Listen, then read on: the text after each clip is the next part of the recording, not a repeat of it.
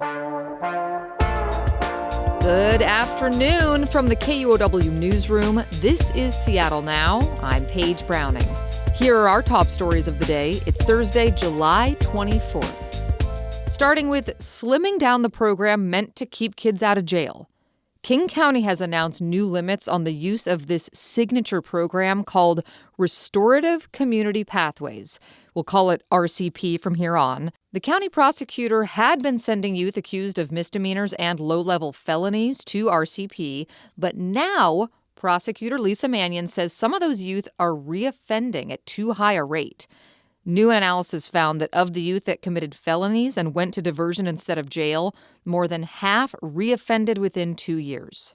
Because of that, and because we have discretion, I made the decision to temporarily pause felony referrals into RCP.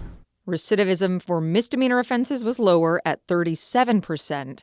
Program leaders say more data is needed. We will have much more on this on Monday morning's episode of Seattle Now.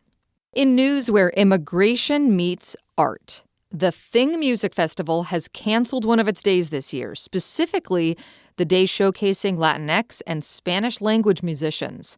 Thing is a multi-weekend fest at Rimlinger Farms in Carnation, but the August 16th lineup is scrapped now.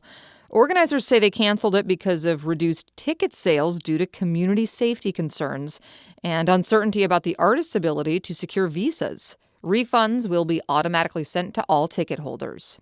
And a federal appeals court has ruled that President Trump's order seeking to end birthright citizenship is unconstitutional. The case was first brought by Washington Attorney General Nick Brown. The decision came yesterday by a panel of the 9th U.S. Circuit Court of Appeals. It blocks the Trump administration's effort to deny citizenship to children born to people who are in the U.S. illegally or temporarily. It also brings the issue closer to going back before the U.S. Supreme Court.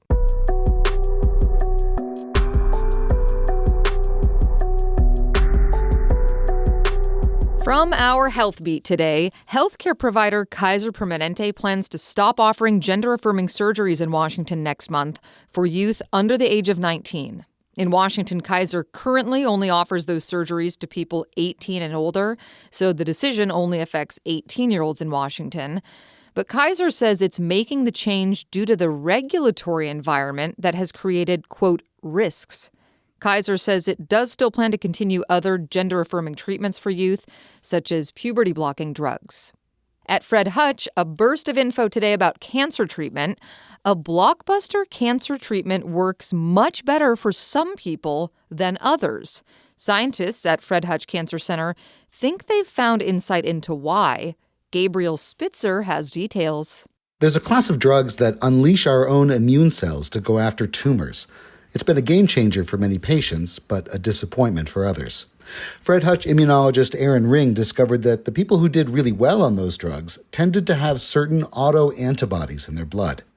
Those are immune weapons that are usually associated with autoimmune diseases, but they're the good guys here.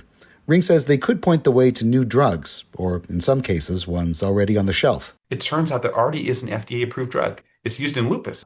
So maybe we should be combining this lupus drug with these FDA-approved checkpoint immunotherapies. This is just one of many examples that we found in the paper. Some of the autoantibodies were associated with much worse patient outcomes. Ring says that too gives researchers a roadmap to new treatments. Gabriel Spitzer, KUOW News. Reminders about vaccines are circulating as the fall school year, gets closer. For the 5th year in a row, vaccination rates for Washington school kids are on a downward trend. The state health department says about 87% of K through 12 students were up to date on required vaccines last school year for diseases such as measles, polio, and whooping cough. That was a slight drop from the previous year.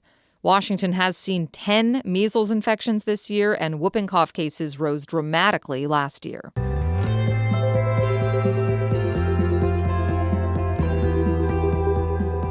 An update now on the 4-year-old who was attacked by a cougar in Olympic National Park Sunday afternoon.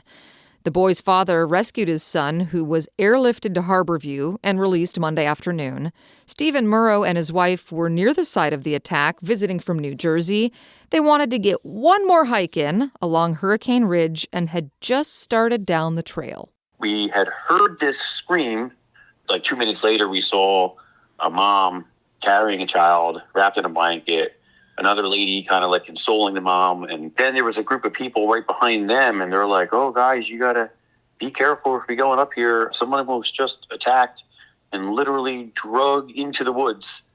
The cougar, which was collared, was later tracked down in the national park and shot by park rangers. The Washington Department of Fish and Wildlife says there have only been 2 fatal cougar attacks in Washington state in the last century. And a couple things to know before we go. Investigators with the Seattle Fire Department are looking into what caused several homes to burn in the Central District early this morning. Firefighters responded to a fire near a single-family home in the 900 block of 20th Avenue around 1:30 a.m., and that fire spread, damaging 4 other homes. One firefighter got minor injuries. And the parent company of Alaska Airlines and Horizon Air, Alaska Air Group, is showing signs of a Q3 recovery after a brief slump the previous quarter. The Puget Sound Business Journal reports that revenue and bookings have rebounded in recent weeks. Forecasts for full-year profits and corporate travel are also improving. Alaska's been expanding internationally, launching routes to Japan, South Korea, and Italy. The company reported second quarter net income of $172 million, down from $220 million during the same period last year. Next time on Seattle Now, it's Casual Friday. Our panel talks about the opening of Pier 58, the revamped waterfront park, and how much things have changed since the days of the viaduct. All of a sudden, we're on the bridge and we're like, wait, are we on the walkway? Because it's a really inviting, it's really ergonomic. I don't know how you really even notice you're right. about to enter it. Yeah. And then all of a sudden you're like, oh, wait, are we walking down to the waterfront? Wow, that was so nice.